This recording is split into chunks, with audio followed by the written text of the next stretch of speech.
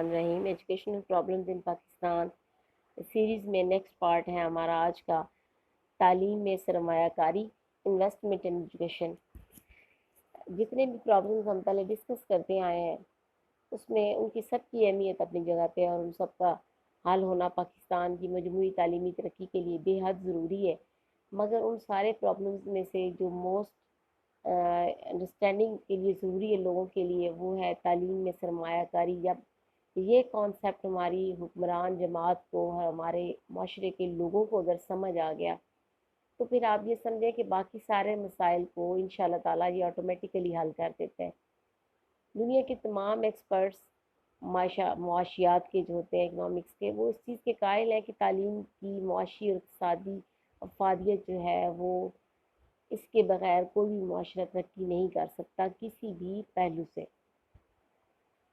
और जो तालीम है किसी भी मुल्क और माशरे की इकनॉमिकल तरक्की के लिए बुनियादी इंसानी वसाइल और बुनियादी तालीमी ढांचा फराहम करती है। और हर मुल्क के पढ़े लिखे अफराद ही उस मुल्क की तालीम को, सनत को, इंडस्ट्री को, तजारत को, बैंकिंग को, एग्रीकल्चर को, मेडिसन को, ज़िंदगी के हर शोबे को कामयाबी से चलाने वाले लोग दरअसल तालीम याफ्ता लोग ही हैं। अनपढ़ और जाहिल लोग तो नहीं इन शोबों को चला रहे। और इन्हीं की वजह से मुल्क तरक्की कर रहा होता है और मुल्क की हैसियत, मुल्क की मईशत, उसकी सियासत, उसकी सकाफत तरक्की करती है। अफराद जिस कदर बेहतर तालीम याफ्ता होंगे उसी कदर बेहतर मुल्क का बुनियादी इंतज़ामी ढांचा होगा और उतना ही ज़्यादा वो मुल्क तरक्की करेगा। आम तौर पर यह ख्याल किया जाता है अलबत्ता कि मुल्क की तरक्की के लिए इंसानी वसाइल की निस्बत मादी वसाइल जो है वो ज़्यादा अहमियत के हामिल है। मसलन ज़मीन और पानी के बगैर ज़रूरी तरक्की मुमकिन नहीं है, इस तरह मादनियात के बगैर सनती तरक्की मुश्किल है। लेकिन ये नज़रिया जो है अब गलत साबित हो चुका है। उसकी बड़ी वाज़ेह मिसाल है जापान। जापान में कोयला, लोहा, तेल या कोई और मादनियात दस्तियाब नहीं है, लेकिन वो दुनिया के इंतहाई सनती और तरक्की याफ्ता ममालिक में शुमार होता है। दूसरी तरफ आप देख लें स्विट्ज़रलैंड को। स्विट्ज़रलैंड एक छोटा सा पहाड़ी मुल्क है जिसके पास कोई ख़ास काबिल ज़िक्र मादी वसाइल मौजूद नहीं है, लेकिन वो घड़ियों की इंडस्ट्री, बैंकिंग और मेडिसन में दुनिया में नुमाया मकाम रखता है। और इसके बिल्कुल बरक्स आप देख लें मशरिक़ वस्ता के बेशतर ममालिक जो हैं उनके पास तेल भी है और दीगर मादनियात से माला माल भी है, लेकिन फिर भी पसमानदा है। ये इसलिए है कि उन ममालिक में उन मुल्कों की तरह इंसानी वसाइल मौजूद नहीं है जो अपने मुल्क को इक़्तिसादी तरक्की के लिए बुनियादी ढांचा फराहम कर सकें। मकामी लोग अगर तालीम याफ्ता ना हो तो और ज़रूरी महारतों से भी आ रही हों, इसलिए तमाम तरक्याती और तामीराती कामों के लिए ज़रूरी तालीमी पस मंज़र रखने वाले या क्वालिफाइड या स्किल्ड लोग जो हैं इनको दूसरे ममालिक से अफरादी क़ुव्वत को दरामद करना पड़ता है, जैसा कि मशरिक़ वस्ता के ममालिक में हो रहा है कि वह अपने ही तेल और मादनियात उससे बनी हुई चीज़ों के लिए फ़ायदा उठाने के लिए उनके पास वो स्किल्ड जो अफरादी क़ुव्वत है वो मौजूद नहीं है। और तरबियत याफ्ता और तालीम याफ्ता अफरादी क़ुव्वत ही है जो इंसानी वसाइल से दरअसल फ़ायदा उठाती है। इंसानी वसाइल वैसे बेकार चले जाते हैं, ज़ाया हो जाते हैं जहाँ पर स्किल्ड लोग ना हों। और पाकिस्तान का शुमार उन तरक्की पज़ीर ममालिक की सफ़ में होता है। मुल्क का माशरती ढांचा जहाँ पर वीक है और माशी तरक्की के लिए तालीम की तरफ लोगों का अमूमी रवैया भी ठीक नहीं है। मुल्क में माशरती, नस्ली, इलाकाई और मजहबी अमांगी हो जो सिर्फ़ और सिर्फ तालीम के ज़रिए से मुमकिन है, तो भी लोगों का तालीम की तरफ रवैया बेहतर हो सकता है। और कौमी यकजहती के बगैर किसी भी मुल्क में समाजी और इक़्तिसादी तरक्की का ख्वाब अधूरा रहता है।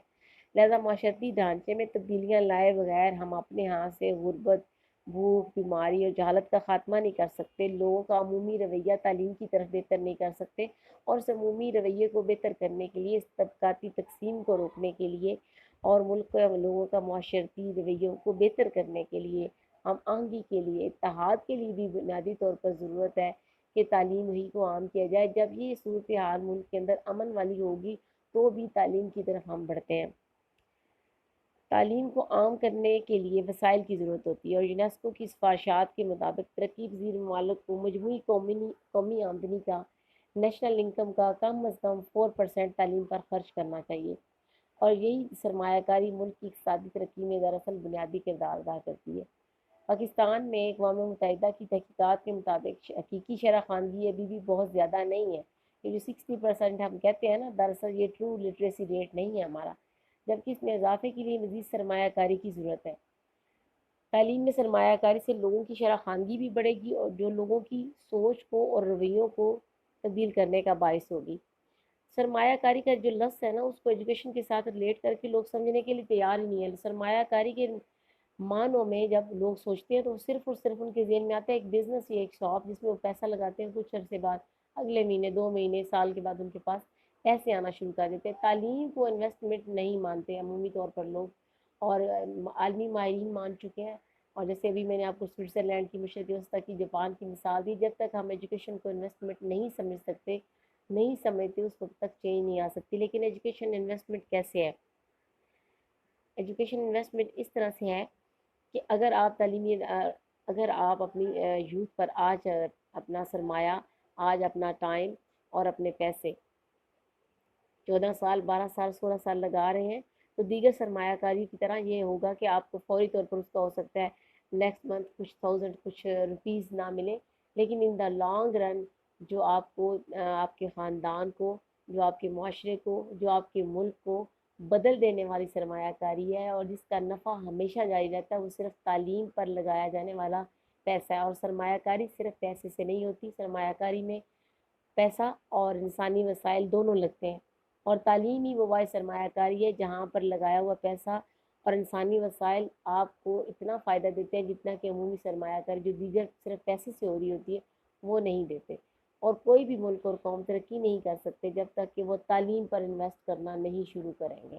جب تک تعلیم کو اپنا ایک کاروبار کی طرح لگائے ہوئے پیسے کی طرح فائدہ مند نہیں سمجھیں گے، وہ اپنی آنے والی نسلوں کو کبھی بھی ایجوکیٹ نہیں کر سکیں گے، نہ بحیثیت فرد وہ گرو کریں گے اور نہ بحیثیت فیملی۔ اگر آپ فیملی وائز بھی دیکھ لیں تو آپ کے ارد گرد ایسی ہزاروں لاکھوں فیملیز ہوں گی جنہوں نے اپنے محدود وسائل میں سے تعلیم پر خرچ کیا، اور ان کی آنے والی نسلیں اور ان کے خاندان کا مقام اور حیثیت اور مرتبہ تعلیم نے بدل دیا۔ اسی طرح قومی زندگی میں ترقی نہیں ہو سکتی جب تک کہ ہمارے وسائل سے فائدہ اٹھانے والی اسکلڈ اور ایجوکیٹڈ کمیونٹی اور لوگ اور سوسائٹی موجود نہیں ہوں گے۔ امید ہے کہ آج کا ٹاپک آپ کو اچھی طرح سمجھ آ گیا ہوگا، اور کم از کم ہمارے آج کے لسنرز جو ہیں اگر تعلیم کو ایک سرمایہ کاری سمجھ لیں تو یہی آج کے ٹاپک کو پڑھانے کا اصل مقصد میرا پورا ہو جائے گا۔ جو لوگ ہمارے چینل پر نئے ہیں کائنڈلی چینل کو سبسکرائب کریں، ویڈیو کو لائک اور شیئر کیے کریں، اور اس کے ساتھ ساتھ بیل آئیکن کو پریس کر دیں تاکہ اپڈیٹ رہیں آپ۔